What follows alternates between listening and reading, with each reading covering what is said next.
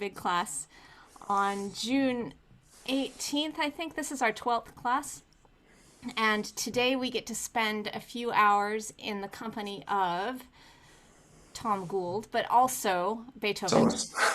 Thomas, sorry. Already messed that up. We have such a treat. We get to hear all three movements of the Beethoven Violin Concerto, my favorite violin concerto for sure. The best. And just I've been instructed to keep this brief and to not gush, but I will say one thing, which is that I've had the opportunity to play many times now, actually, on the stage with Thomas Gould, and you hear him play and you think, wow, here's a really good violinist. He plays with such a beautiful sound and impeccable intonation, and he's even musical. It's so nice. And then the amazing thing is that then you get to do the same concert the next night, and you're drawn in a little bit more, and then the next night, and you're drawn in more still. And to me, that's what really makes an artist, is that day after day doing it in an ever more interesting way. So that's my introduction to you, Thomas Gould. And I think let's just get right to the Beethoven, because there are so many notes and so much to hear. Our performers today have sent us excerpts, so we're not going to hear any cadenzas. And for the first movement, because it's nearly a half an hour long, we're just hearing the exposition and development. And our first violinist is Cheng. He's playing, he's in Rochester, New York. He's just finished his degree at the Eastman School of Music, where I started.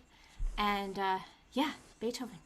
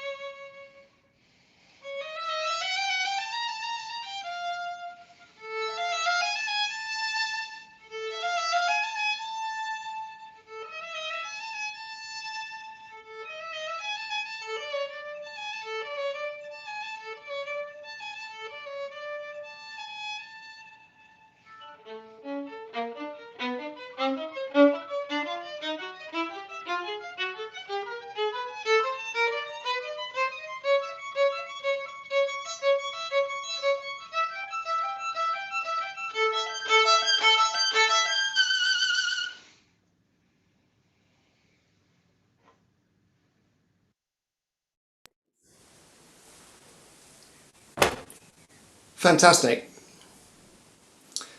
Fantastic, Ran. Wonderful playing. Okay, so much is good already. I thought that seeing as this is something of a luxury to have three people playing all three movements of the same piece, I thought it might be nice just to get in the zone 1803, I think, the premiere of this piece. Beethoven's been waiting quite a long time to put out his first violin concerto. He's an incredibly ambitious guy. He's already written, I think, 8 of the violin sonatas. No, 9. He's already written the Kreutzer at this point, 4 piano concertos. He's working on his 5th symphony, loads of quartets, but he's been saving himself, waiting for the right moment to hit the world with his violin concerto, which is going to be the best violin concerto yet. And I think when we think of the Beethoven now in 2020, we think of it in the context of Mendelssohn and Brahms and Tchaikovsky, and it's important to remember that none of those pieces had been written or were even close to being written. The violin concertos that existed were 5 by Mozart, Haydn, Spohr, Clement, the guy who premiered the Beethoven, he'd written some concertos. So it's ambition. Beethoven is determined to really change things with this piece. And not only compositionally, but he played the violin. He was a pianist, but he played the violin apparently not very well. But he was very much aware of all the changes that were happening to the violin and the bow. And around that time, 1800, we finally end up with essentially the modern violin and bow. So all the changes that were happening to Baroque violins to make them essentially to make it possible to play higher and louder with the changed neck angle, and the massive changes to the bow, which was sort of finalised with the Tourt model in the end of the 18th century. So Beethoven's got a lot to work with. He's an ambitious genius, and he's totally taken on all of these possibilities for revolutionising violin playing, and therefore, you know, the new type of violin playing needs a new piece through which it can shine forth. So, what's the first thing that is very obvious about this piece, and especially the first movement, if you're comparing it with the violin concertos that have come before it, like, let's say, Mozart, which was sort of 25 years earlier? What's the first thing you notice about this piece? I guess it's almost accompanimental, I think. Yeah, the violin is less the star of the show, but maybe perhaps the person stirring the pot or something. Yeah, I think that's right, and that's a paradox, because, you know, he's determined to make this piece a huge statement, and yet the solo violin part is very much woven into the orchestral texture, and it doesn't feel like playing the Brahms concerto or even the Mendelssohn or the Bruch concerto. Those are much more violin, sort of in extrovert mode. This one, absolutely part of the orchestra. You know, there are places when it's a clarinet concerto and a bassoon concerto. The other thing, and what the answer I was thinking of, is it's simply higher. Beethoven goes so much higher in the tessitura of the instrument than has ever been done before.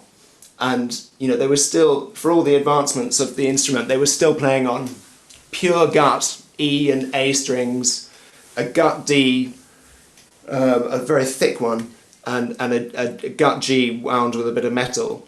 So you know, it's pretty scary playing on gut strings up at the top of the E string, and it probably sounded seriously out of tune. Certainly at that premiere when Franz Clement was supposedly sight reading. Okay, I'd like you to go back to the beginning and play that famous first entry with a feeling of this is the most modern, cutting-edge violin playing and piece in 1803. It's revolutionary, you know, as revolutionary as the French Revolution a few years before. You're doing something that people have never heard before. It should be truly monumentally different and new, exciting, and let's see.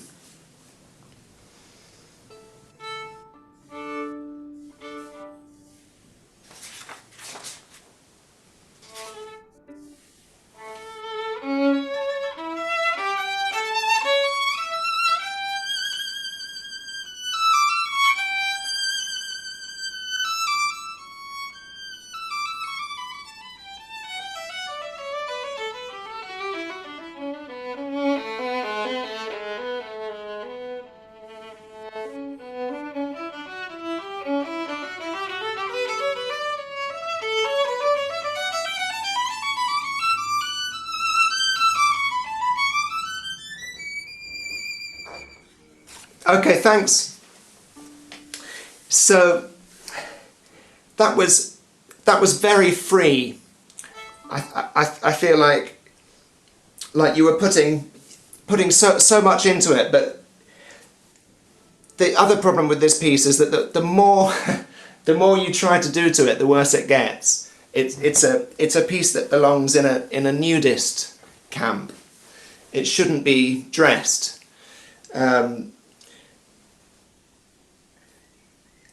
Those first bars, I think they just need to unfold in the most organic way, and I think it's much too early to do anything interesting or unusual with changing the pulse.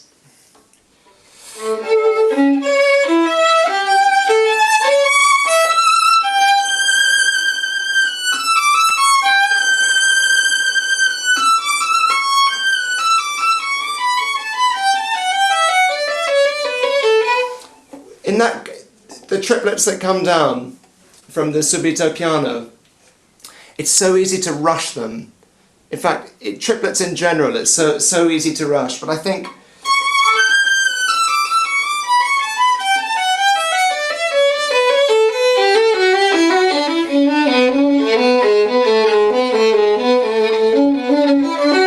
and then in that transition between triplets and semiquavers, it's great if you can find a way where each belongs in a crotchet beat. Da da da da da da da da da da da da da da, because that's something that comes back at several points in the movement, and it really helps to have these just smooth transitions. Let's hear yours. Just maybe just try doing less with it. Just float in and just let the music sort of play you.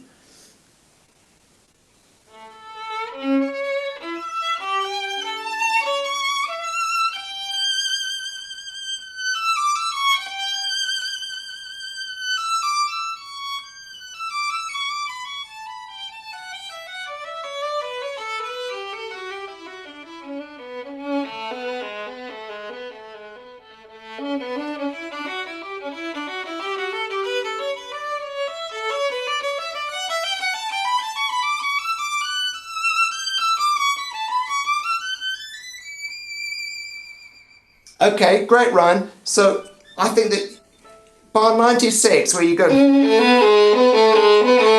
and it's quite fun to bring out the, but this time on the G sharp. But then from the next bar, I think that's a smell of optimism now, and I think from when the semiquavers come in, you need to go all the way to that top note.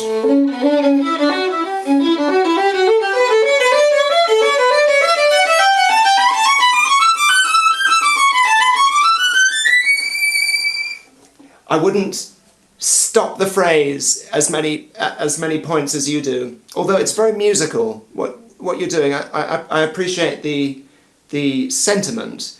Let's talk about the first bar, because it's such a famous sort of car crash bar, and so I've had some really good teaching on this piece in the past.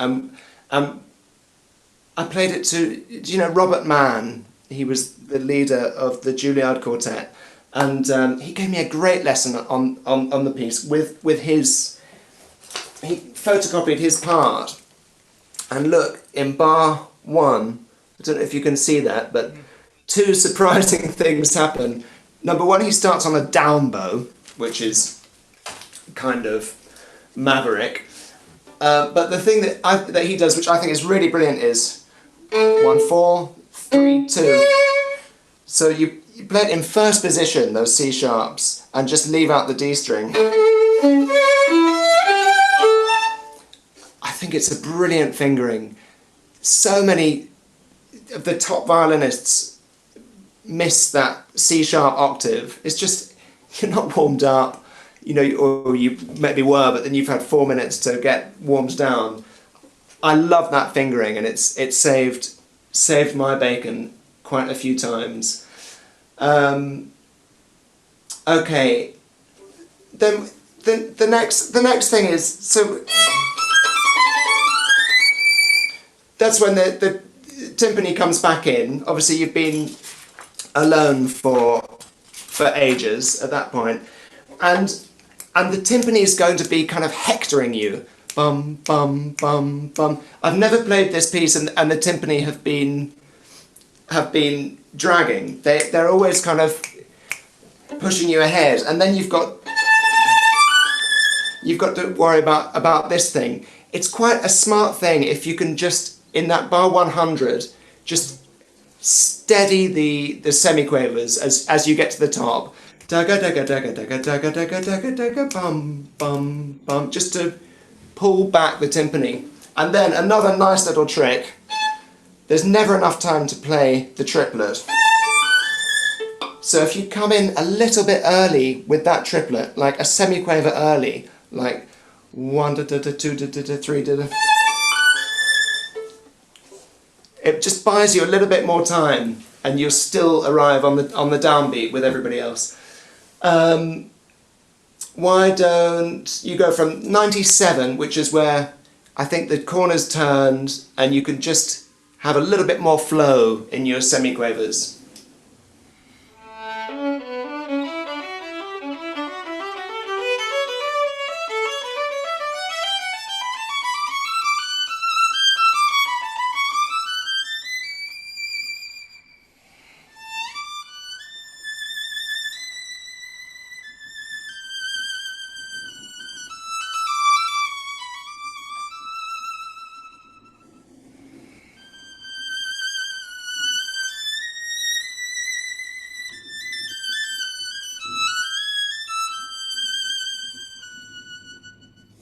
Well done. That's such a difficult passage.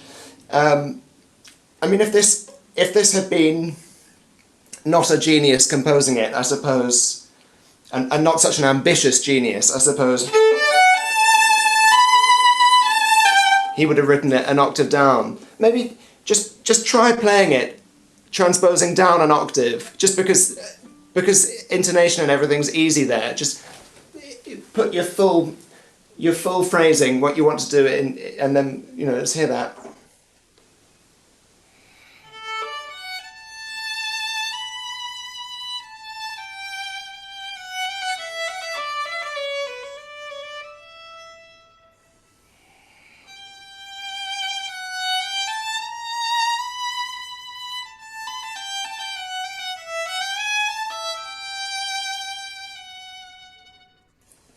That's lovely, Ryan. I think that the way you noodle around the melody in the oboes could be a bit more noodly.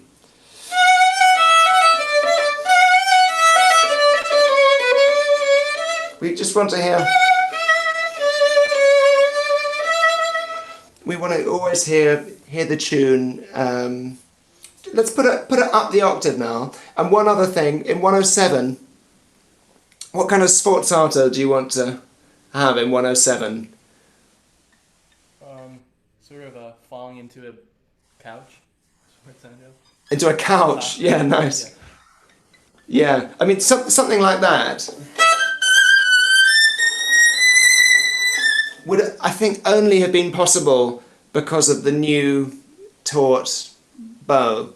Stuff like that wouldn't have been possible with the older bows. It's just an example of him really embracing the new technology. Okay, just your couch sounds a tiny bit too springy and cushioned, I think. I just don't think it might not register, so just a little bit sharper, not in pitch. Great, let's put it up the octave, and the other crucial thing about this phrase is the word dolce. And this is the first of something like 11 times that Beethoven writes the word dolce, just in the first movement. I mean, that's a clue, isn't it? This is, the subtitle could have been the Dolce Concerto. That's a real sign that it's not that kind of showing off concerto, but it's all about sweet cantabile. Okay.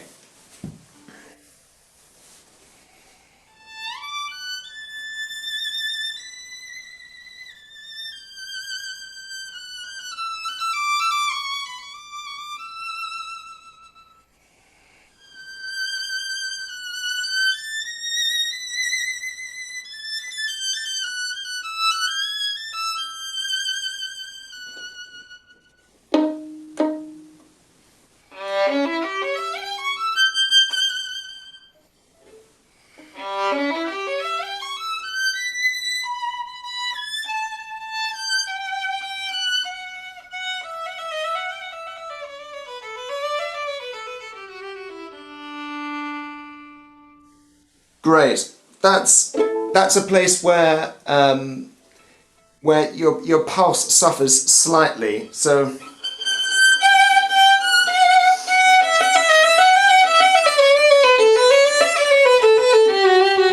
control your semiquavers. They're just getting away a bit. And also, if you don't vibrate on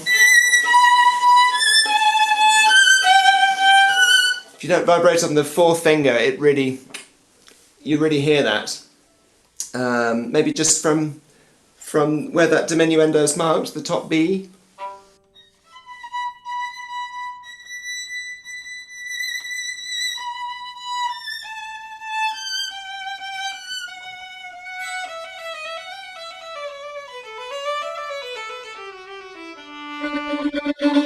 I'd keep that a little shorter. I mean, it's a dovetailing moment.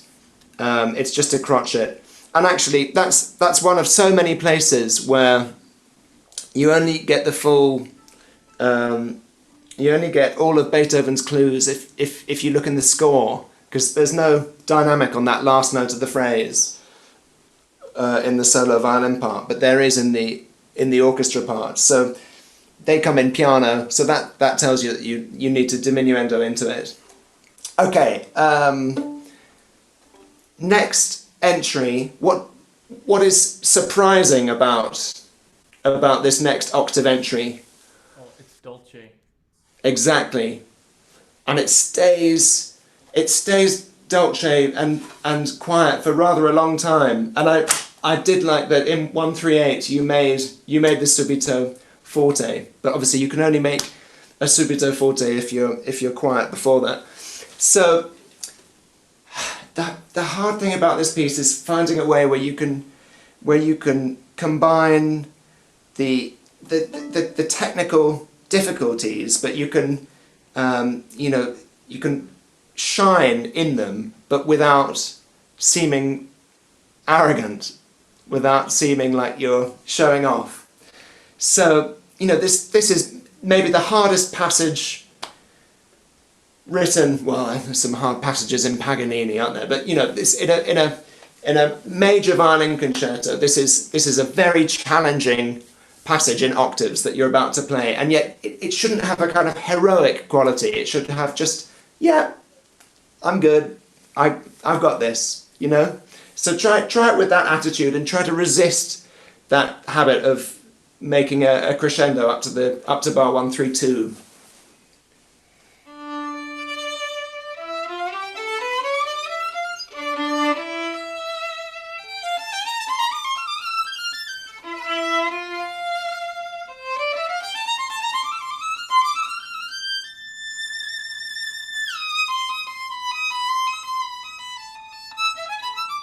Okay, great.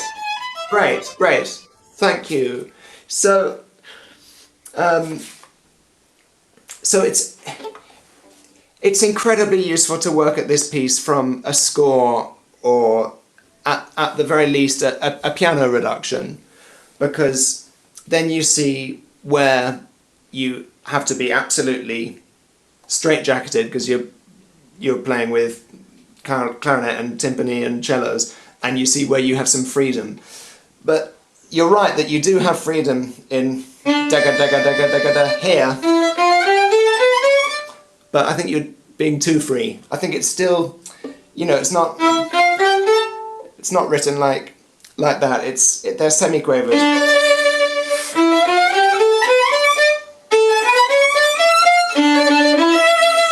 Dega dega dega dega. Let's have it just a bit more, just a bit stricter with what he's written.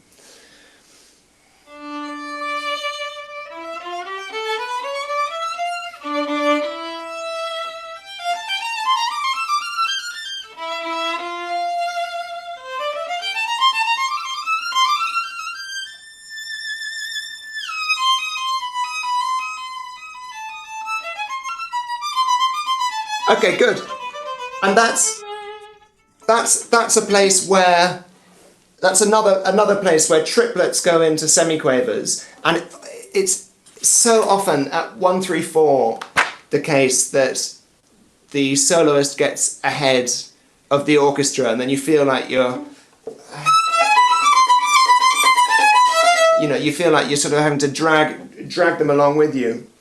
I found something in this book that I was rereading by Robin Starks. Very good book, Beethoven Violin Concerto it's called. So the first performance was, by all accounts, a bit of a disaster. With regard to Beethoven's concerto, the opinion of all connoisseurs is the same. While they acknowledge that it contains some fine things, they agree that the continuity often seems to be completely disrupted, and that the endless repetitions of a few commonplace passages could easily lead to weariness. So that thing about continuity being disrupted, I think that's as much a danger playing the piece now as it was 200 and something years ago. And it's joins like this where the damage can be done. So you have to make sure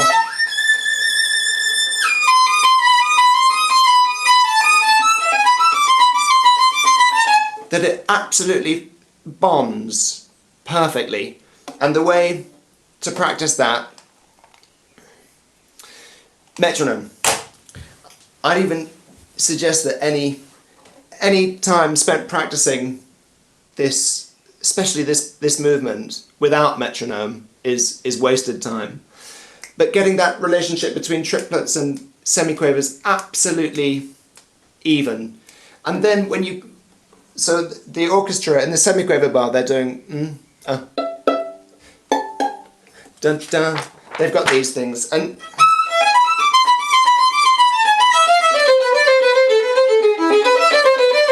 there's a way that you can play just very, very sort of rhythmically and making it easier for them to fit in with their ba-bum, ba-bum. Let's try take it from maybe maybe from 130. The octaves are great. Oh, from octaves or one? Yeah, that's great. Sorry, I mean the octaves sound great.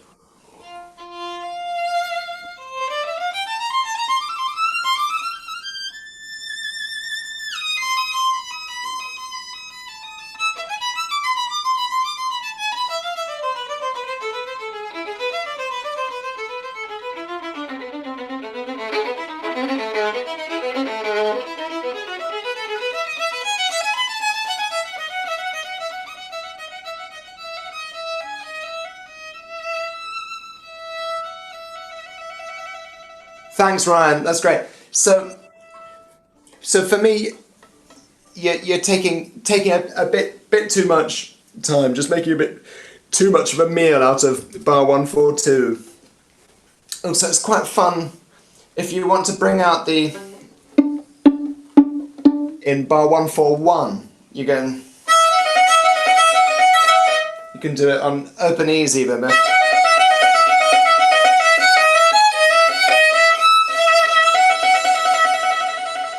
There. I think it's a 2-bar shape. So if you spend all of your money in bar 142, then there's nothing left for that first bar of trill. And just remind us what word Beethoven puts on the trill. Dolce. There it is again. It's funny, the idea of a dolce trill, isn't it? The violinists who among the sort of early violinists who played this piece, the ones who apparently played it the best were Isai and Vieuxtemps, and the ones who played it but didn't really get it was Sarasate and Wieniawski, and that's revealing, because you think of presumably Sarasate and Wieniawski, if their music, their compositions are anything to go by, they were very virtuosic and maybe a little bit lacking in depth. Maybe they didn't play those trills dolce enough. So let's go from the forte. You're going to be on your own in a bar's time. So maybe you can be a little freer from bar 139 and just get to bar 144. Don't take so much time in 142 would be my advice. And then your most dolce trill.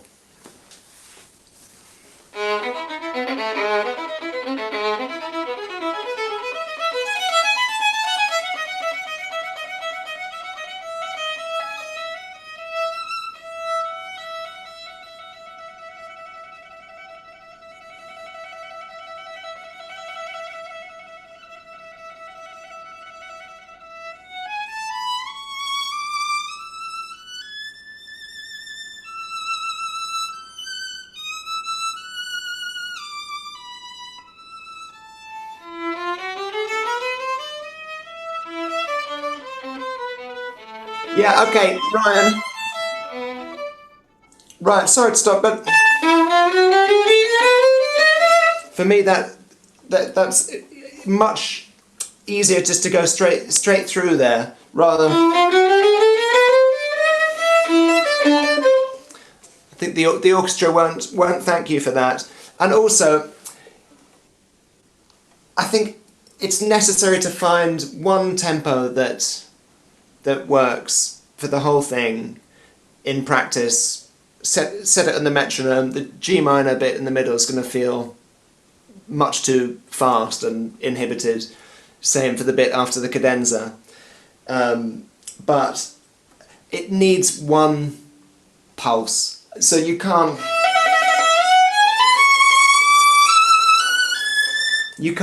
suddenly sort of luxuriate in a different tempo there. In fractions you can, but basically it needs to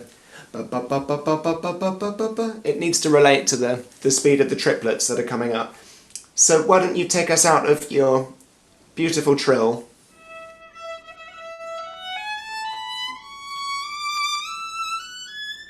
those semiquavers feel very slow to me.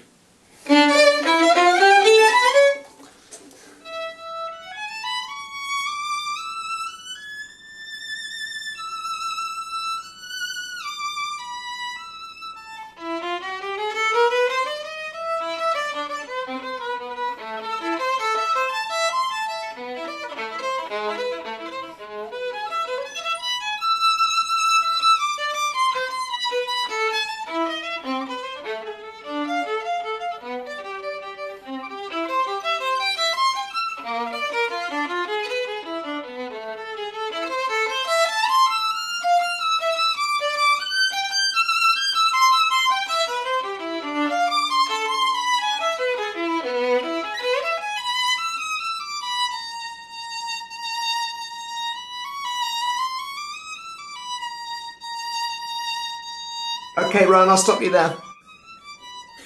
Feels like you're being very honest about the bowings that you're choosing to do in the triplet section. Which edition are you playing off? The Baron Writer? The Baron Writer. Okay, and you're sticking to it as far as possible. I think so. I mean, he has strokes on the notes, so Yeah. I think it would maybe perhaps suggest a non-legato execution.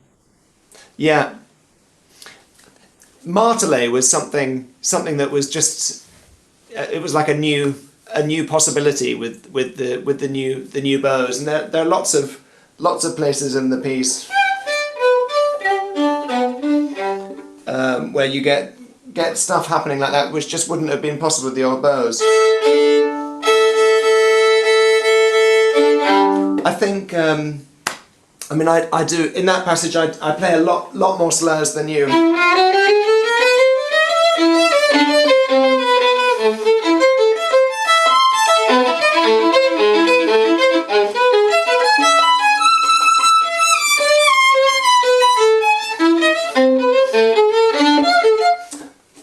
I think it helps to colour it and to find interest in those lines if you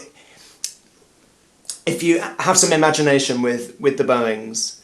There's obviously not the scope in this class to do that, but I would just inspire you by showing you what Robert Mann's part looked like, and just the extraordinary amount of markings in it. And I mean that's the bit, but there's so much thought that has gone into his part. You know, like starting the first movement on a down bow. I mean that's not for no reason. He must have preferred hitting the sforzando on an up, and also then you get the subito piano coming on an up. But don't feel that you have to just do the down up downs that you get in that Bärenreiter part, because you might be missing a trick. You know, there might be a bit more imagination than there is in that edition, and nobody knows what the original markings were anyway. Apparently it's not clear how much was Clement and how much was Beethoven. Tom, I need to give you a little bit of a nudge on to the next person fairly soon. Time flies, doesn't it? Okay, so maybe just to sort of summarise a little bit. There's a challenge in this piece, and particularly in the first movement, I think. Cecily, I'm seeing you, but Ryan's disappeared from view. There's a challenge in celebrating the technical virtuosity, but not for the sake of virtuosity. It's fun to think of this piece as like the Adès or the Ligeti violin concerto of its time, You know, it's so sort of, you know, you think Beethoven, you think cobwebs and museums and you know, glass cases, but actually, you know, it's just like opening up the music for the Adès concerto and thinking, that's impossible, you know, how am I going to play that note? But that's what Beethoven's doing with that note, you know. It's incredibly similar. It's just that Adès has added another octave and a half or something. I don't see Ryan at all now. Sorry, Ryan. I'm sure you're still there. And the other thing I think that really helps playing this first movement is if you practice it with metronome, have a very clear pulse. Don't allow yourself to get into any bad habits with pulse, and then just learn to kind of play in a way that is helpful to the orchestra, to the conductor, or to the piano if you're playing it with piano. You know, a way that is kind of just very, very clear.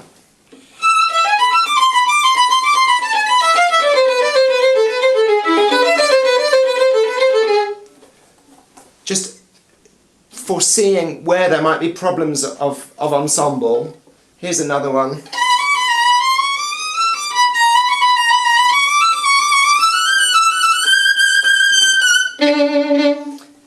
People always rush in those semiquavers. If it's just very little gentle propulsion in the bow arm, so everything's clear and neat, and that's what makes for a successful performance, I think, certainly in terms of ensemble. Okay, thanks very much, Ryan. Sorry that time flies by. I hope there's some useful ideas there anyway. He was still there, Tom. He's just kind of soft. That was amazing playing, Ryan. Really, really beautiful. And the octaves are treacherous as anything, so well done. And next we have Johanna Schubert from Germany. She's going to be sharing the second movement with us, and she actually is playing with piano, so the performance is with piano, which is really nice. And up into the heights of the violin for sure. So here's we're just going to move on. Next movement of the Beethoven Concerto.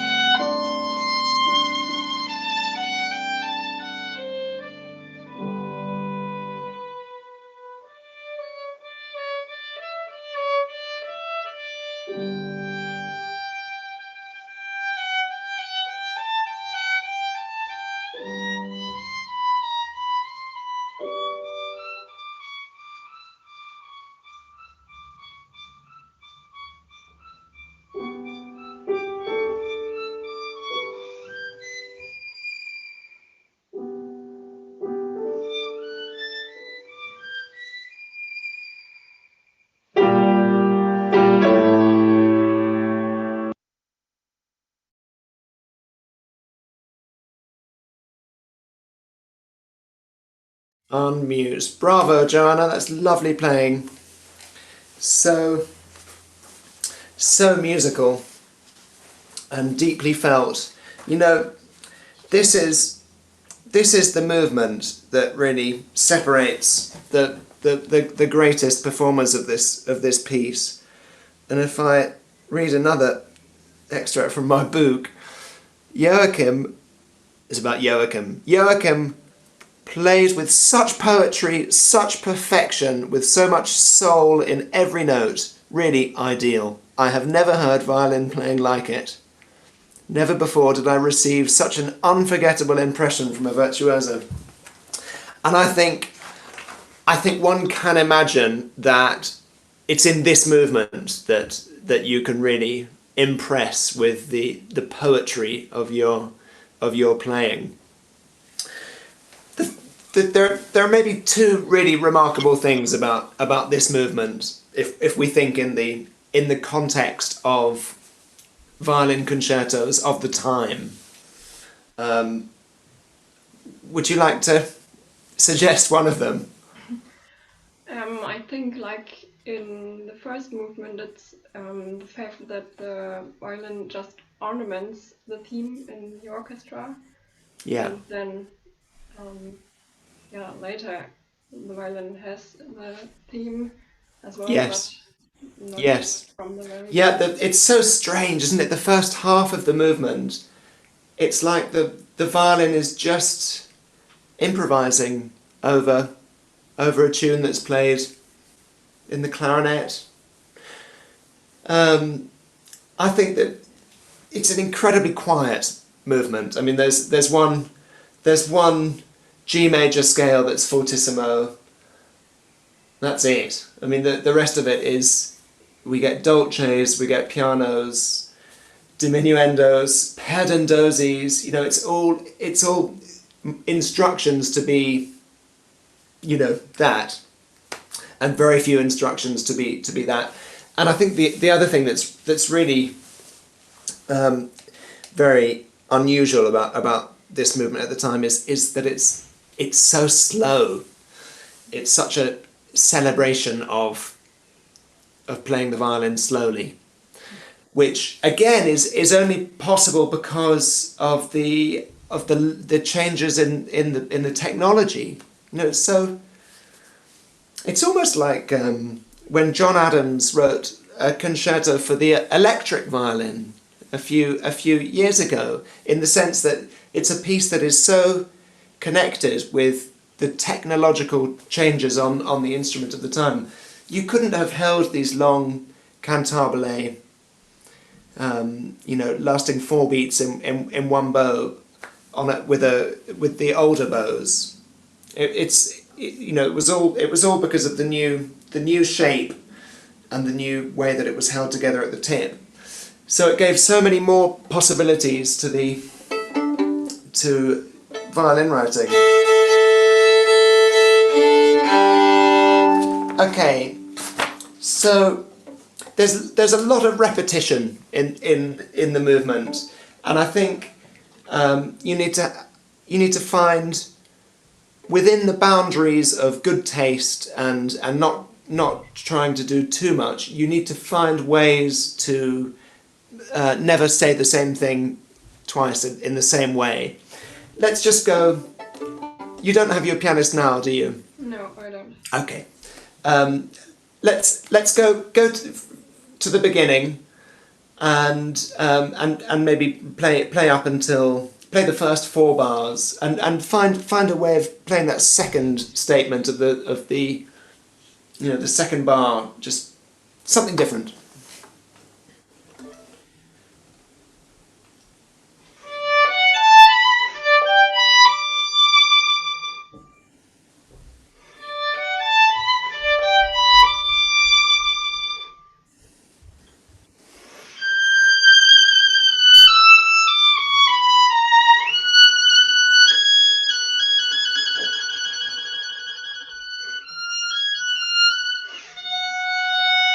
That's lovely, Johanna, lovely. Maybe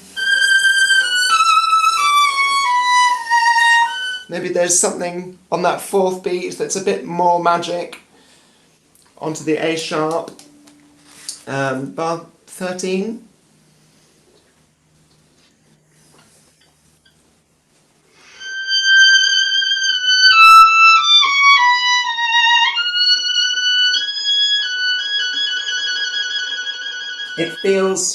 It feels for me a little bit, at this early point in the movement, it feels a little bit too awake.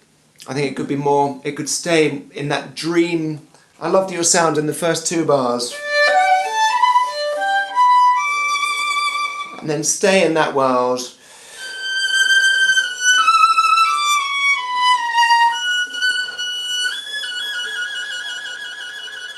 I mean, this is one of the few times when you're playing a violin concerto when you can make almost no sound, because there's nothing interfering. It's such a lovely feeling when you just like trust that you will be heard. Okay, let's have from bar 13 and then continue into the next.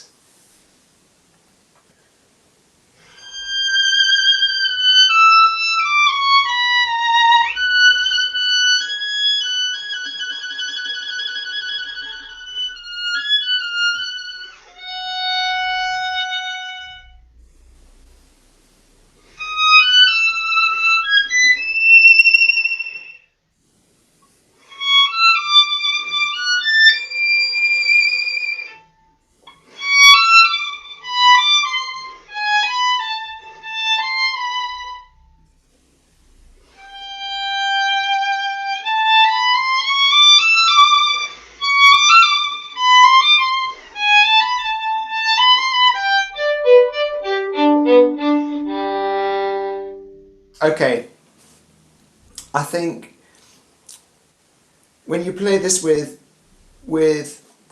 orchestra, it's very often the case that the orchestra wants to get slower, and and often the conductor in my experience, a lot of conductors are really, thinking about very poetic thoughts, and they that makes them get slower.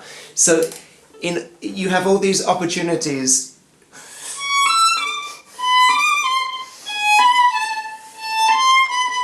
to just keep it just moving on.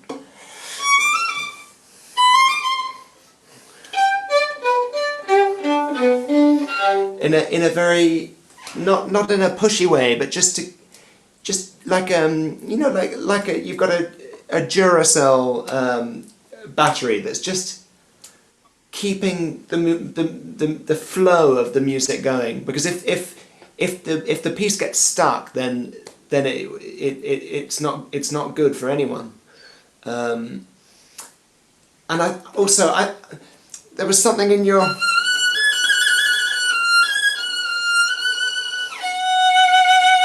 The way you played that seemed to be a little bit too wise, a little bit too experienced, just bright-eyed and simple. Like, it's just like a bird, a baby bird that's just flown its nest.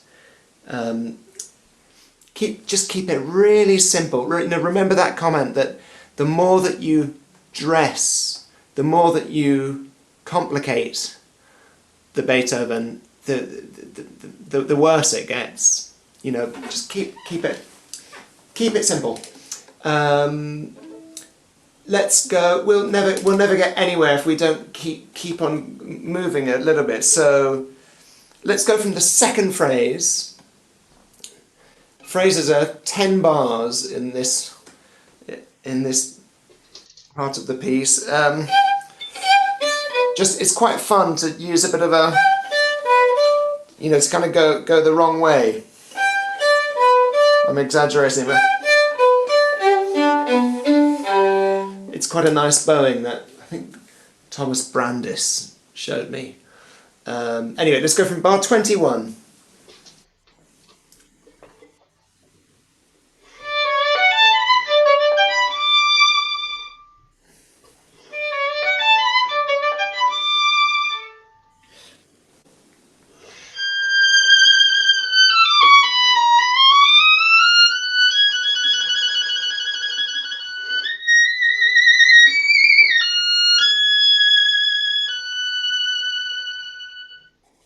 it would be lovely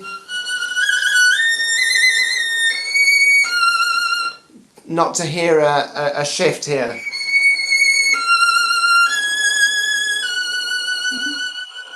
Also,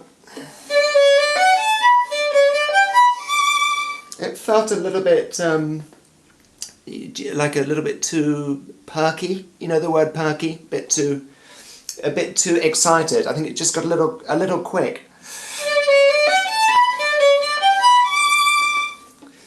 Just keep enjoying. I've asked you to do two things now, because I've asked you not to be too slow, but also to enjoy being slow. So your first tempo was lovely. I don't want to change that. Let's have it again from bar 21 and change the bowing a little bit more in 22. You can make the difference with your articulation.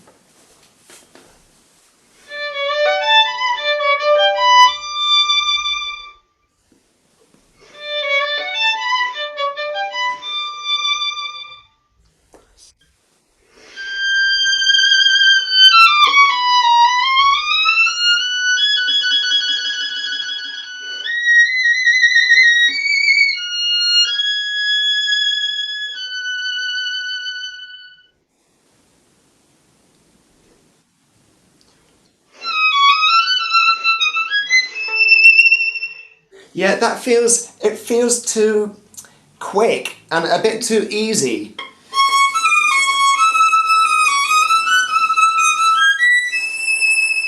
It needs a bit more resistance. Da da da da da da da da.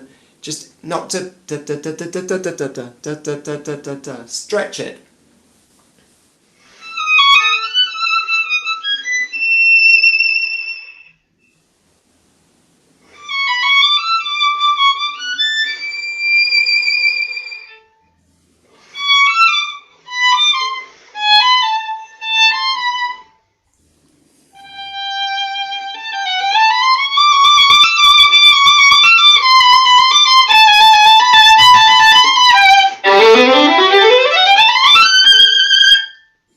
Great. That's such a good moment.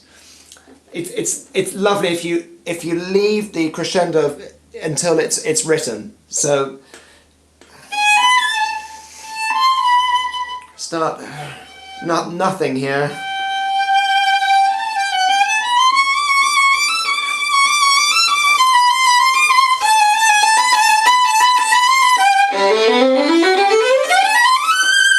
And then a really gradual crescendo to the fortissimo, as you did. And I like that you play that rhythmically. Great. Next entry.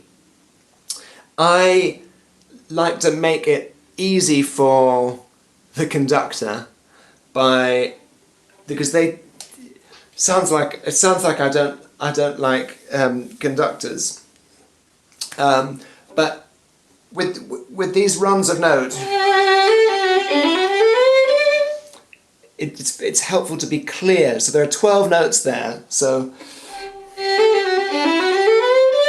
if you can make it into a 12 daga daga daga daga daga daga da, it makes it much clearer for the conductor and the orchestra.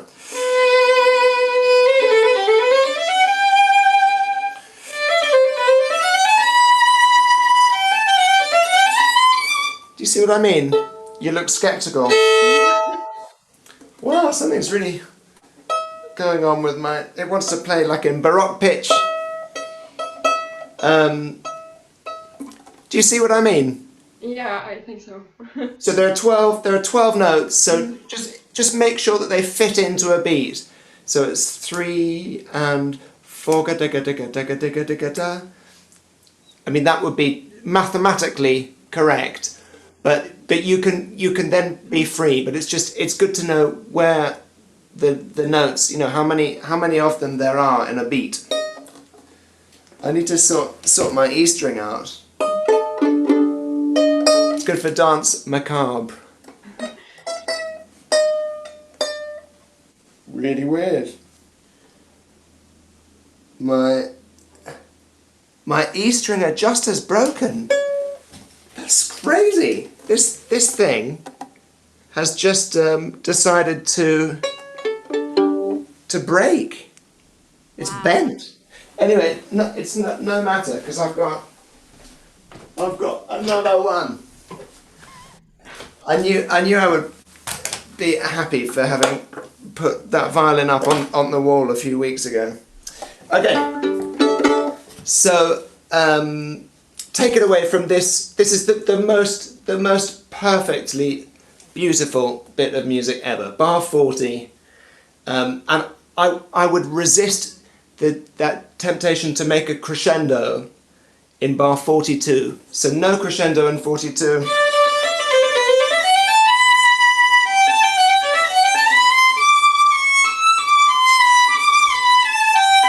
Are you playing from Bärenreiter or Henley edition? From Henley. Henley, okay, so Henley has accents. Bärenreiter has decrescendos. It's just interesting that they interpreted it in a different way. Just keep these bars very, very quiet. What else is happening in the... What else is going on here? Nothing. The winds are playing on the downbeats. It's just you. You can just float.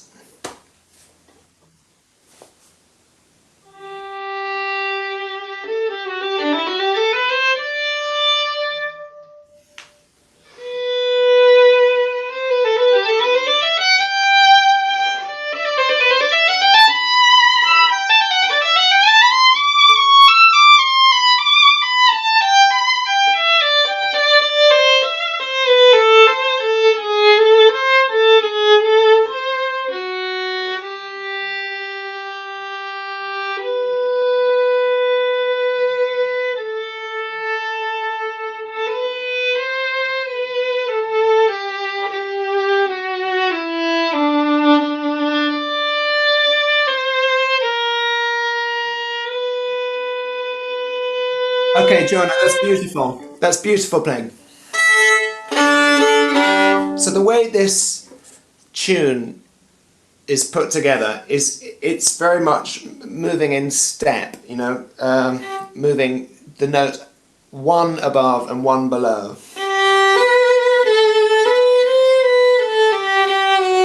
It's like... It's very much like that. Until that note, that octave,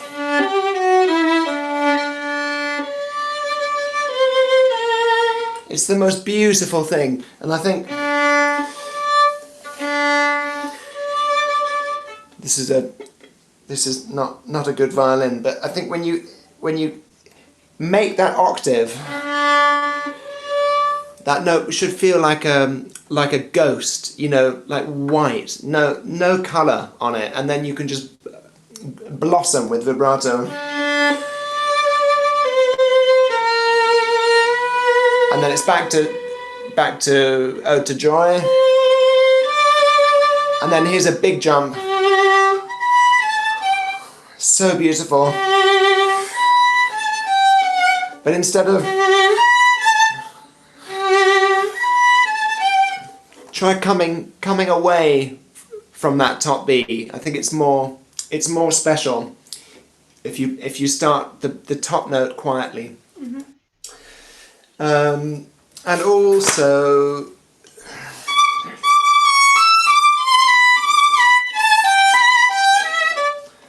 it needs to be a little bit slower. It felt a little bit hurried, your semiquavers.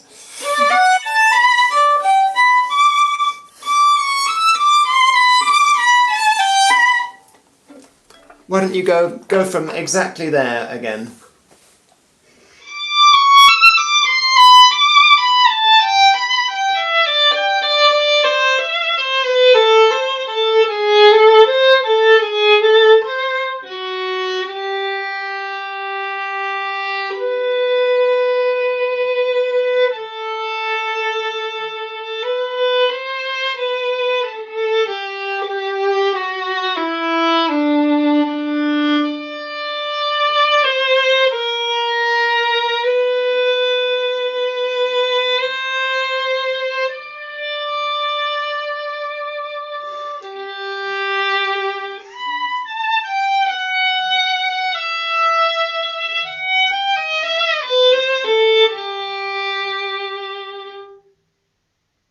Yes, I liked everything apart from that sort of a bit like Chrysler.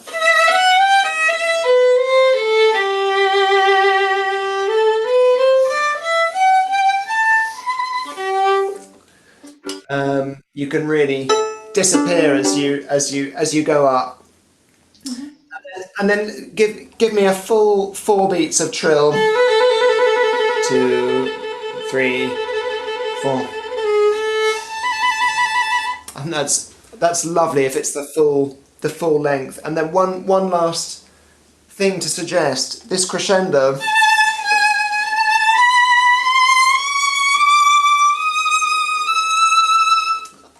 It's so nice to make it instead of with volume, but to make it with time. That can be just a place where you unusually you allow the music to just expand, just pull back there because you're alone. And you know, with this movement as well, if you really practice it from a score or from the piano reduction, so that you know where you're free to be free. That was lovely. Why don't you go from my favourite bar, 49?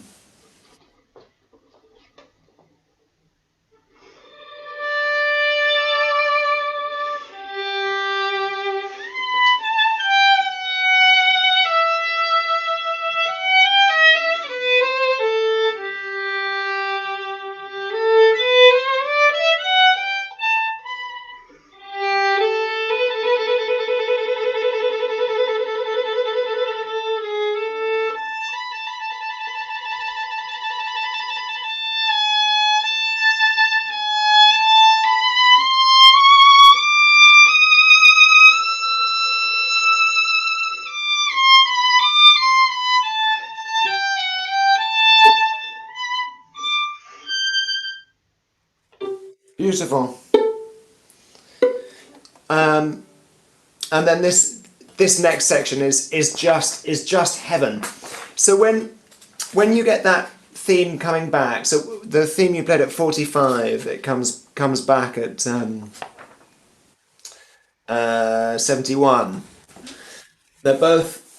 They look the same, don't they? They're both cantabile and no dynamic written. Do you have a feeling if you want one to be bigger than the other? Yeah, I think the one in 71 is bigger because of the orchestration. Yes. Yeah, and that's one of the really hard places for ensemble, because you have to be very.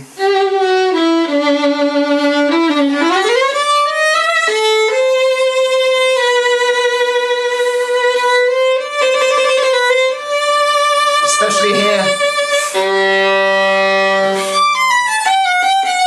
you have to be so clear, and it's like it's like if you're going out, you're trying to organise a group of friends to go out on a Friday night, and you know one person might have a great idea, but they can't voice it very well because they're I don't know, they're shy, and somebody else might have a terrible idea, but they can make such a convincing case for doing it that everybody ends up going to McDonald's. But you need to be like that person who just has total confidence, total belief, and this applies very much with Ryan as well in the first movement. You know, you need to have that conviction, that sort of belief in your rhythm. Belief in your rhythm.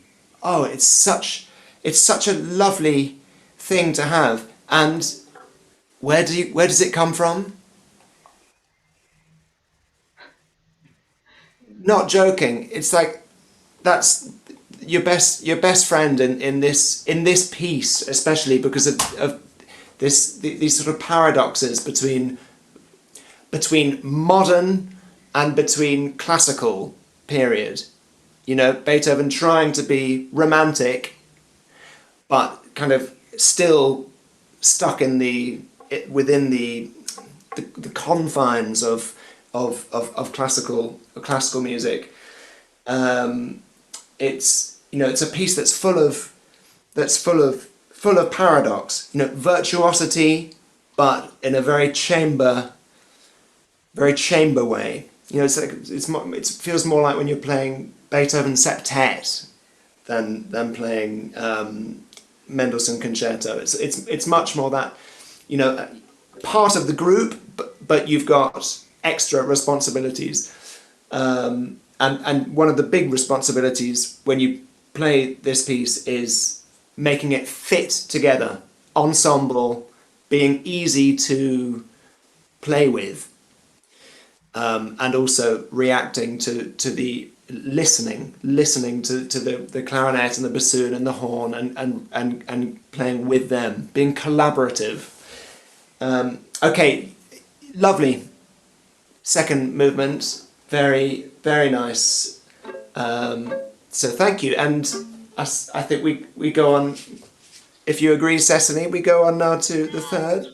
Unfortunately, it's time. Joanna, that's so beautiful. Really beautiful. Thank you. Such a pleasure. We're moving on to the last movement with Isabelle Durrenberger. She is in Ohio, and yeah, we have the whole movement, but cut a little bit, correct? Yes. Okay.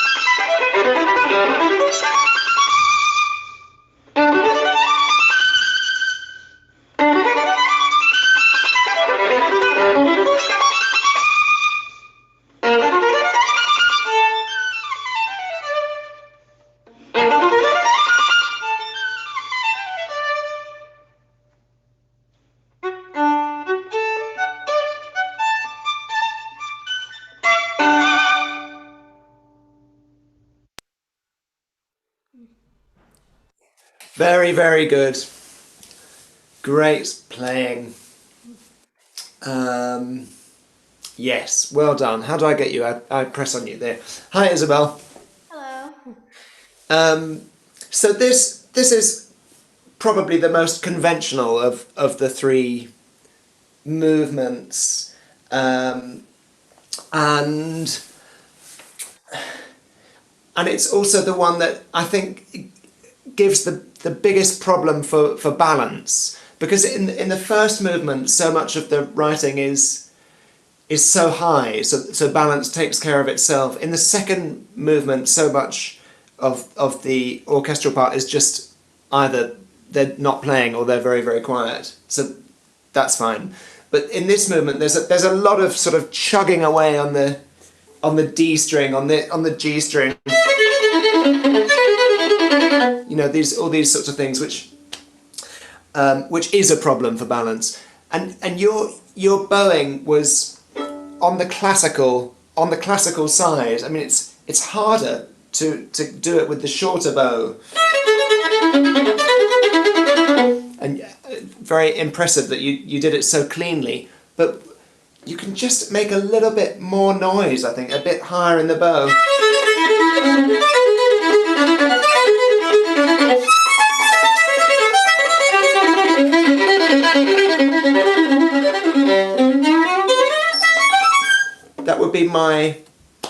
That would be my gut feeling, is that it's just those semiquaver passages a little bit easier, a bit more on the string and a bit higher. But well done for making it the harder bowing work. And the other thing about this movement is that it's happy, right? It's, you know, the first movement's not happy. It's kind of epic, and the second movement's full of wide-eyed wonder. But this movement, it seems to me, is about a much more conventional emotion. You know, it's happy and it's rustic and it's farmers, you know, dancing around a fire to celebrate harvest, maybe.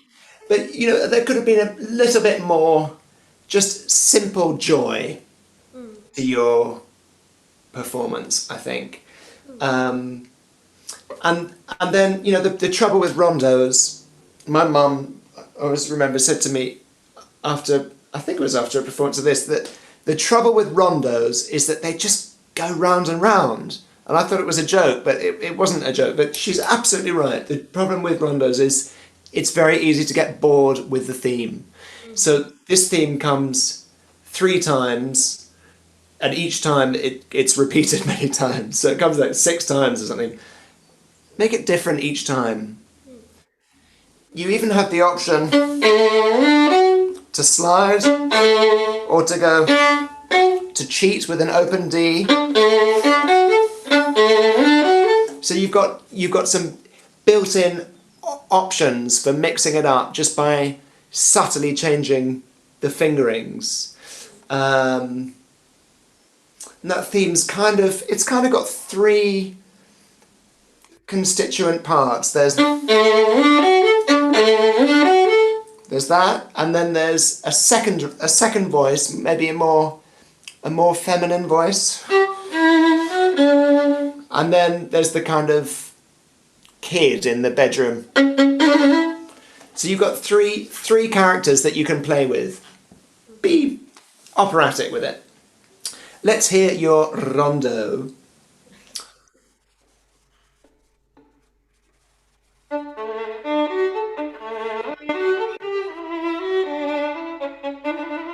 Yes, good. I think something that helps give that sort of spikiness is if you are short on the note before it. So separate there.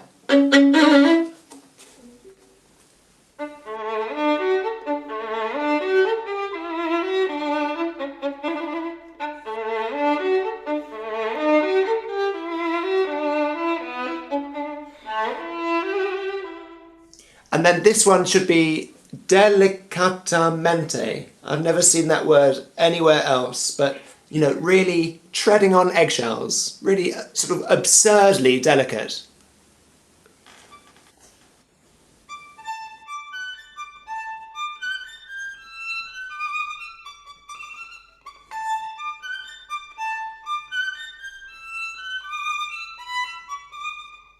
Yeah, that's great. I mean, that you can get so much characterization into that theme, and he gives you a lot of material to work with. The fact that on that repetition when it's delicatamente, he gives you tenutos. Which edition are you playing off? Baronreiter. Right. But it's the same in there, isn't it? That I'm sure. Yeah. So you could experiment with being kind of really Kramer-esque and really long. I can just imagine Kramer doing that. You know, with his tasto playing. Okay, so that gives you just making the point that there's a lot of options. I like when it comes back the third time. I like to play that one the quietest. So this is at bar 188. I like to really go absurdly quiet there.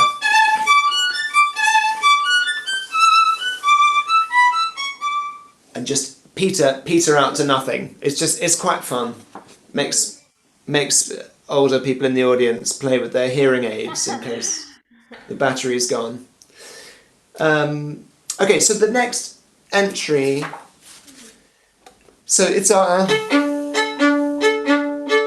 orchestra's piano.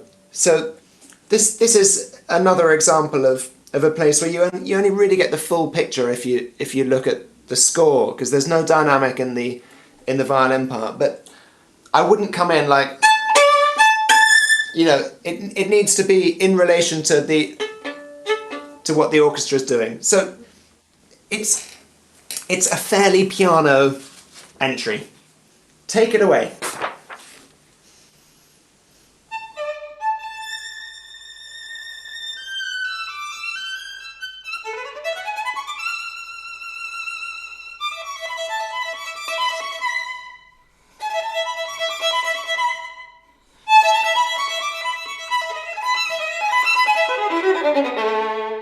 Can you get a bit more sound on that forte on the G string? Really bring it out, the forte. Maybe a few bars earlier.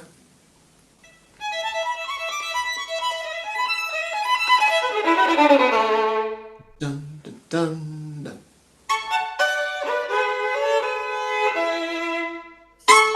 Can they be a bit heavier?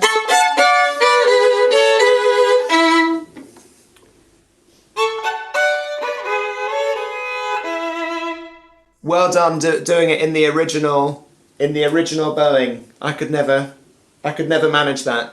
It's not comfortable though. Do you think I should just split it for volume's sake? I'm gonna consult Robert Mann.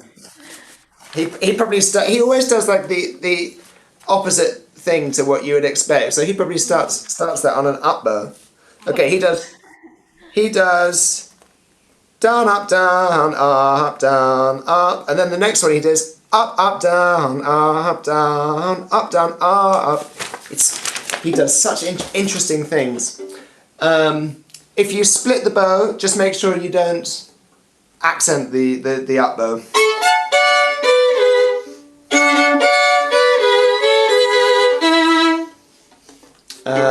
Yeah, I mean, look, it will give you more sound I mean, nobody else is playing when you're doing that. So you maybe don't. You could argue you don't need to make that much sound, but the orchestra is just all piled in. So you need to be, a good level. Do what you like, but you're making it work very well. And then just because we're going to go into the next passage, just have a bit more on the up bows. So we less on the open A. We just want to hear the scale rising. O's to joy. Sorry.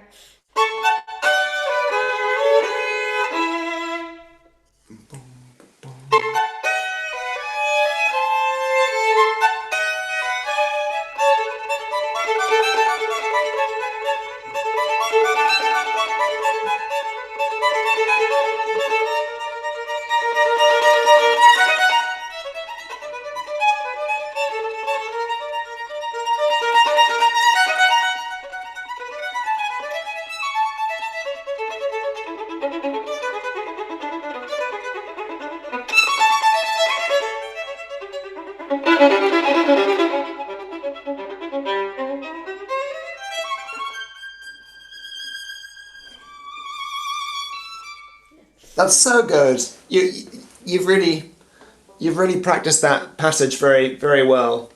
It's a hard passage. It sounds great. Just you know that the winds join you on those last three quavers, and that's a sort of, one has to assume that you're playing with not the greatest orchestra.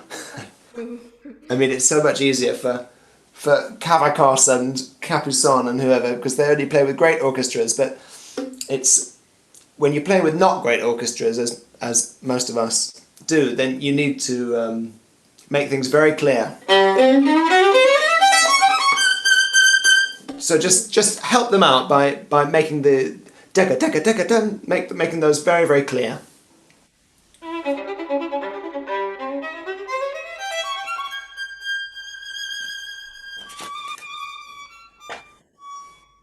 Excellent. Okay, now let's skip to the bassoon concerto. The next section. It's so hard. Have you played this with orchestra? No. I'm sure you will, and you'll see that it's the distance between you and the bassoon that makes this section very, very, very difficult. So try playing it in the most convincing rhythmically. Like I was saying before, I've said it a lot during these 2 hours, but just very, very clear and precise and strong rhythm.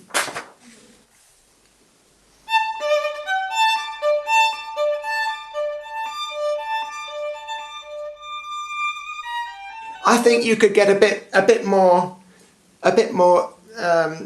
just unusualness into those 4 bars. They're very odd.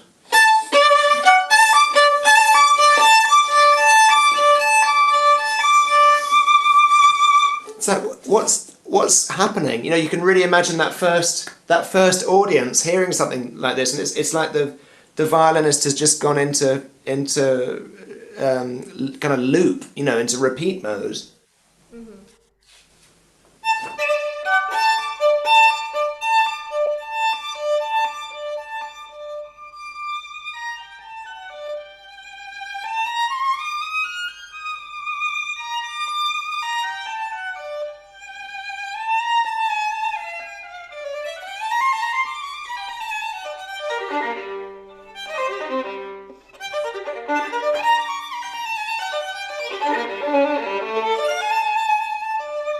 Okay, very good. So the bassoon starts his solo at the end of bar 1, 3, 4. And he has an upbeat. So actually, I've written in my score, allow bassoon freedom, but in a disciplined way. That's true, actually. But in 1, 3, 4, you need to give him the time to play his upbeat. So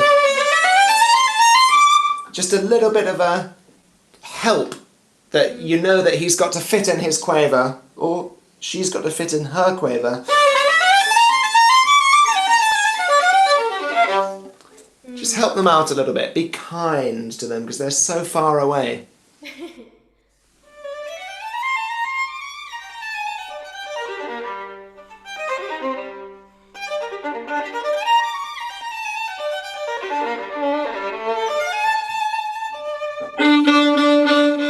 And then, I love the way you took that next. I don't really like that. That sounds too much like Tchaikovsky. I liked what you did. And that bar needs some time, doesn't it? Yes. Yeah. So you tell the conductor that you want some time there, and then let's continue.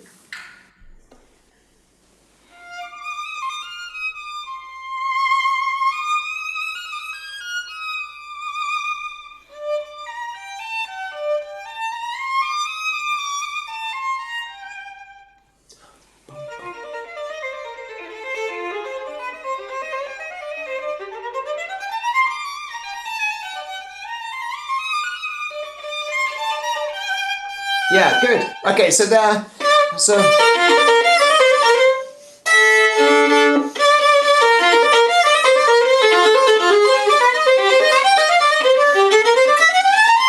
it's like bars 1 and 3, you're just a kind of slave to the bassoon, but in bar 2 and in bar 4, you have the opportunity to add a little bit of your own perfume to the experience.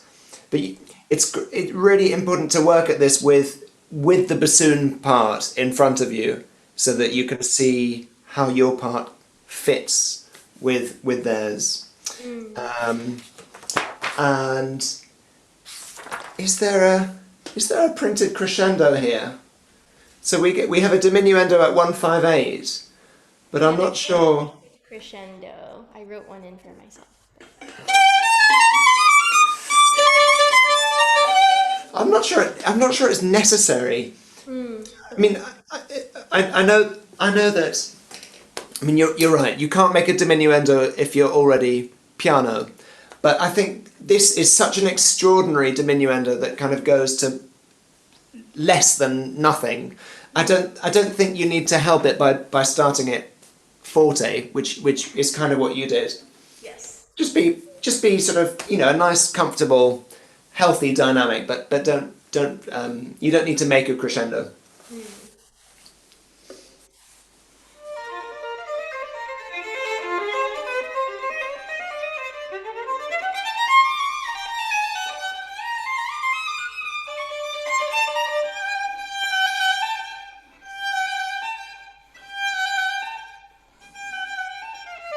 That's lovely, and there's something in the way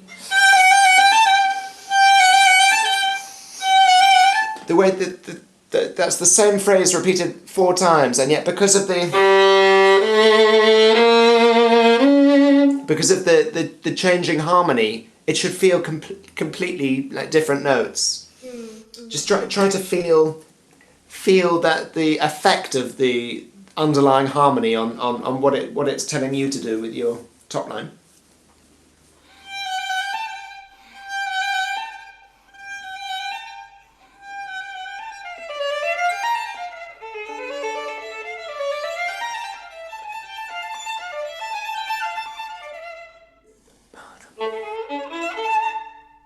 Wow.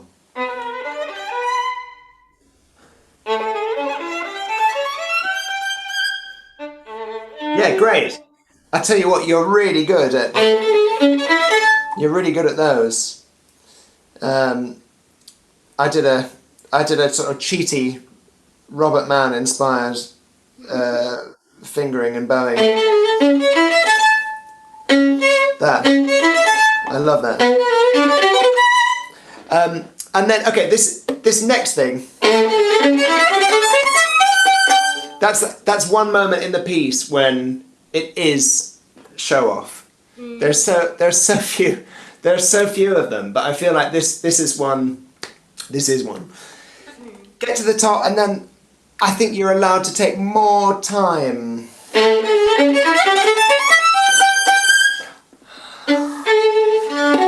And then you know, there's a sort of cheeky, humorous wait before going back to the rondo theme.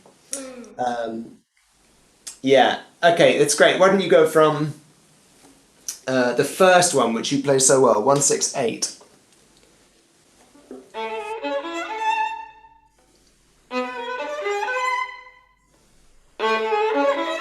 Sorry.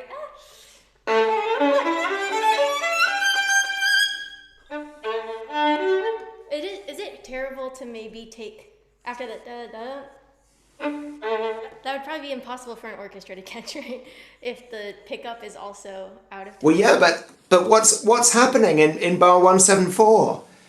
There's nothing on the first beat. Okay. All that's happening is the cellos have to play pretty easy. So you can make their life hard there. That's fun. Yeah, I think you can. This is a rare moment in the piece when I think you can, you know, do as much as you want.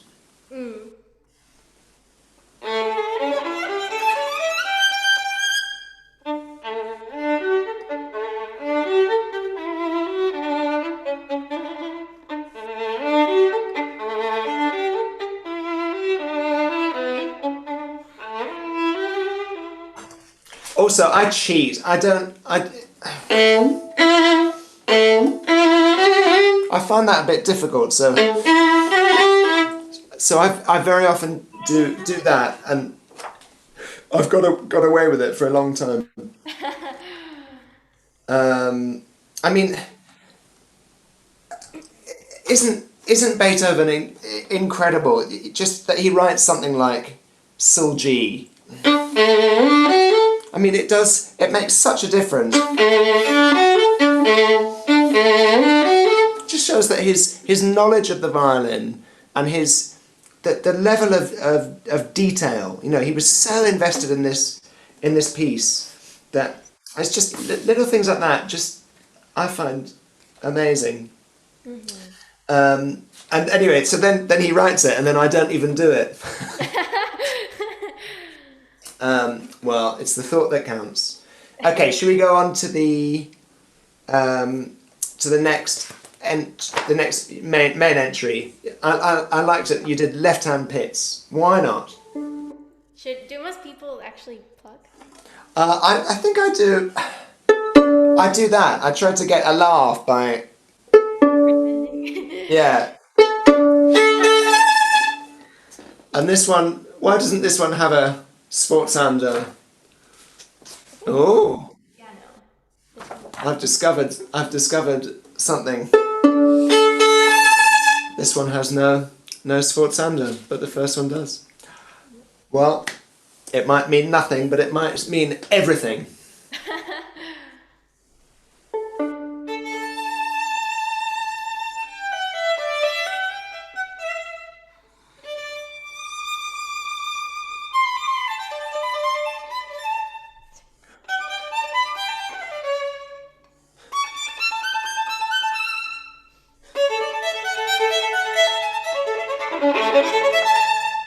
Now I'm looking at the Bärenreiter edition, and there are slurs on these. Do you? My teacher had me take them out.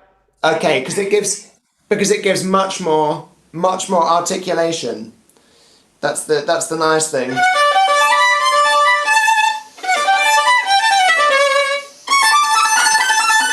Yeah, I don't know. I feel like maybe that's taking a bit too much of a liberty to take out his slurs, but it sounds good. I think it might have been. No, I guess the first time they're all there too. Maybe it's because in the Henley, I think someone had taken them out at some point, and then everyone was. Yeah, there are slurs.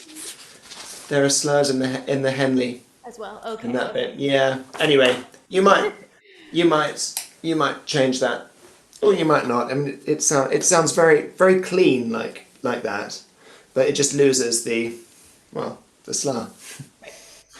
I like you're doing that all on the E string.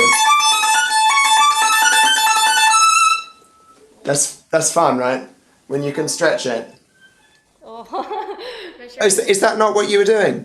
I was doing. Oh, okay. That's what I've always done, but I guess you need a big stretch Not between. big enough. Yeah. But yours sounds very very clean and well articulated. Should we go on to the next bit, the next section, which is such a famous bit for memory slips, because there's that one place where it's different, and something like that you just have to be so just kind of analytical about it. You can't rely on your fingers to save you. You just need to remember. When I was trying to record, I think I got messed up there. Yeah, it's so easy. And when you play it through this time, maybe you can have a little bit of fun with feeling like syncopations. What do I mean syncopations? I mean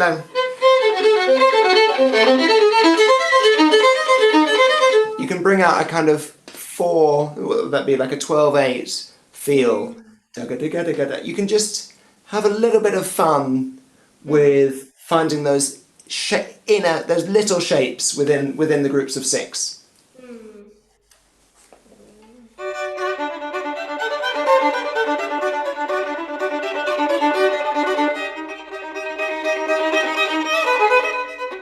Sorry.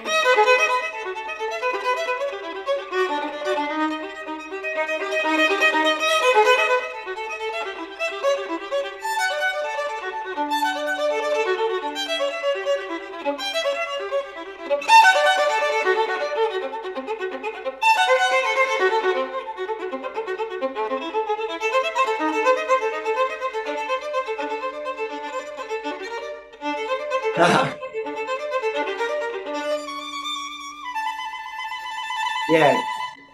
Yeah, great. Yeah, it's hard to just do without practicing it, but it's quite fun. I'd still keep your bow stroke a little bit longer.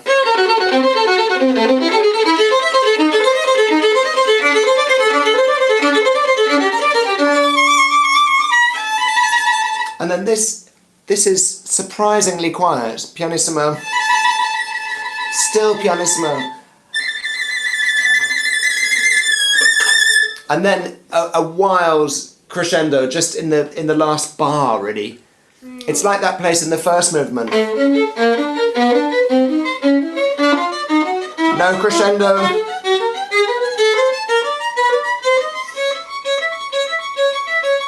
No crescendo.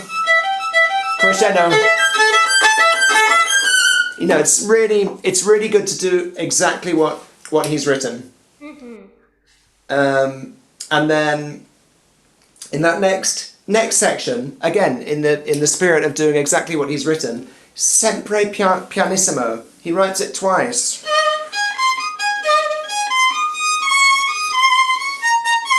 And then again, it's all pianissimo. Just keep it really a whisper, even.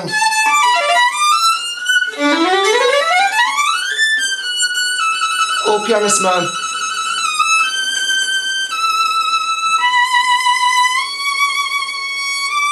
And then the sun comes out. That's such a beautiful moment, and you played the last page so well. But before we wrap up, why don't you go from the trill, which I think is the first time pretty much in the piece where there's been a trill and it's not marked dolce.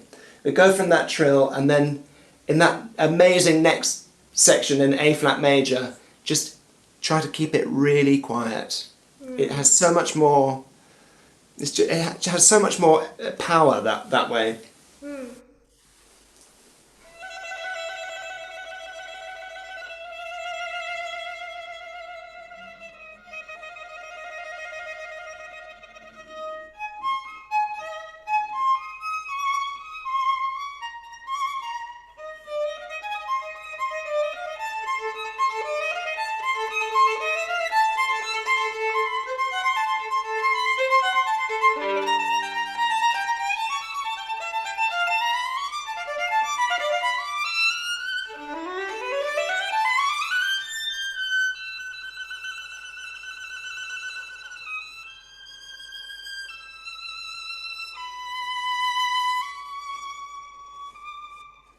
And sometimes, like there are people who play it clean, and there are people who play it with a slide, but not a slide, but with a connection. Sometimes it's quite nice to have to play that on the same finger. I know it feels a little bit naughty, but at this point in the piece, it's just it just feels so good because you basically survived. Yeah. Hopefully you basically survived, and it's it's that last page is so glorious, the way the sun comes out. What a piece! All right, well done, Isabelle. Thanks for finishing us off in such style. Ryan, Johanna, Isabelle, you guys are fantastic, and I know that it's a strange forum for learning. At least it is for me. But the online experience is not an entirely comfortable one. But all three of you are just great, and you're well on your way with this piece. So I'm gonna buy my tickets to come and see you guys play it. Absolutely. I would very happily go hear any one of you play this concerto, but to get to hear all three of you in one hit, plus a bonus fourth, really a treat to hear. And we'll take questions if there are any. We have a few minutes, I hope. But I just was thinking about how wonderful it is that Bobby Mann was kind of watching over this masterclass, because I played this piece for him once. I know that Ryan, the teacher that Ryan will be going to in San Francisco, Ian Swenson, had a very close relationship with Mr. Mann. So does both of Isabelle's teachers, I know, have and also Johanna's teacher, Elizabeth, would have crossed paths with him as well. And I played a series of Beethoven quartets in his hometown of Neskowin, Oregon, where people talk about him like he's Zeus or something.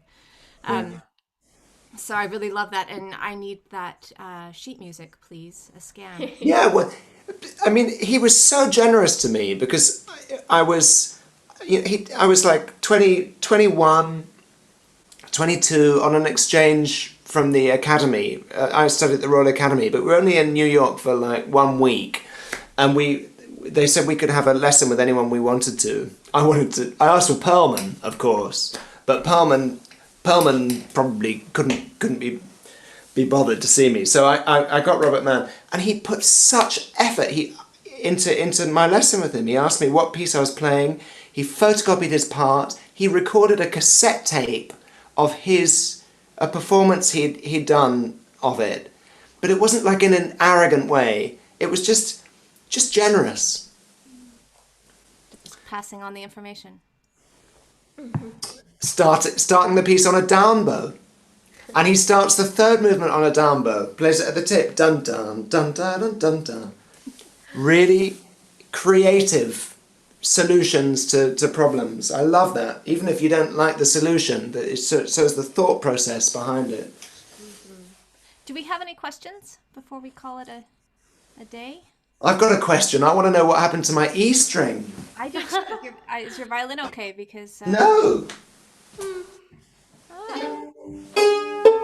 That's not okay. This thing, that E string adjuster has just bent. It's crazy. It's completely bent out of shape. Begs the question: where are you going to take it to get it repaired? Well, I'll just put another one on it, but it's very very strange. It's one of those light ones. It's made of titanium or something. But yeah, there you go. Well, that's a question we can't answer, I'm afraid. But perhaps there are others. Any raised hands today? Are we all sort of blissed out from the end of that last? Oh, come on! Somebody asked me a question. Please. Ross? What I'm having for dinner. What my middle names are. Isabelle has a question for us. Yay. Have you played this piece without a conductor? Yes. How is that? Easier than many of my experiences with conductor, but that perhaps has more to do with not always doing it with the easiest. Well, I don't know. Some conductors have been great, but when I recorded it, there's a CD of me playing this on an album called Live in Riga, in Latvia, and that was a live concert performance of me directing. So I had to sort of learn how to conduct enough to do the tutties, and it was a really stressful experience, as you can perhaps imagine, because not only are you wrestling with all the octaves and the difficulties of the solo part, but you're also making a live recording and conducting it and doing the rest of the program. Is that a public question? Can I say that I just received a question? What's going on with my hair? I mean, what's wrong? What's wrong with my hair? I mean, nobody can get a haircut, right? I was surprised when we had our chat the other day that it wasn't longer. You must have had it cut quite short in March or something. But... No, I won't be drawn on this. Drawn into that. All right. Well, Bea started that. Anyone else? I have one more question. One more. Good. I was wondering, what concerto would you consider to be the next revolutionary violin concerto after this one?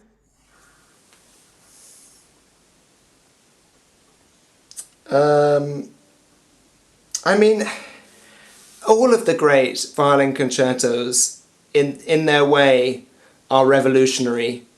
I mean, Mendelssohn's is revolutionary in terms of its form, the positioning of the cadenza, the fact that the violin comes in straight away.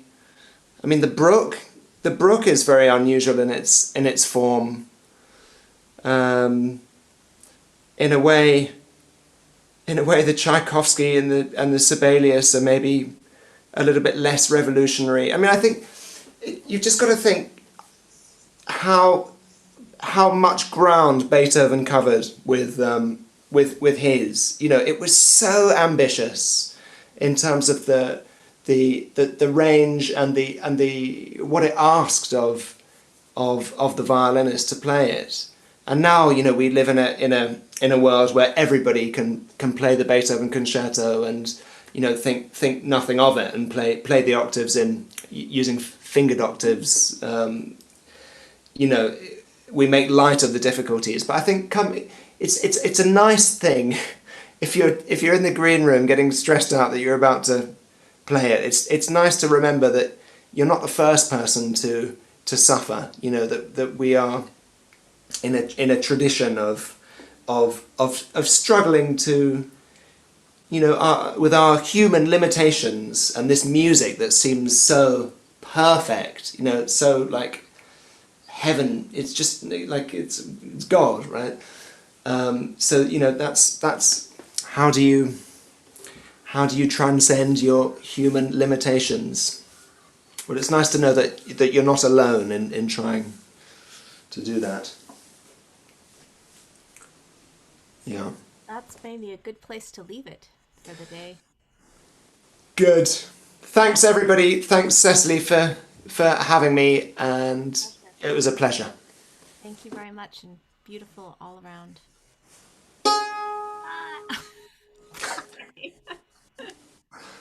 Bye. See you next next time. Oh, wait, you're all waiting for me to make my plea. That's why no one's signed off yet. Come next week. Peter Zazowski, first violinist of the Muir Quartet. Visit my GoFundMe page. Send us money so that we can do another 5 weeks of this.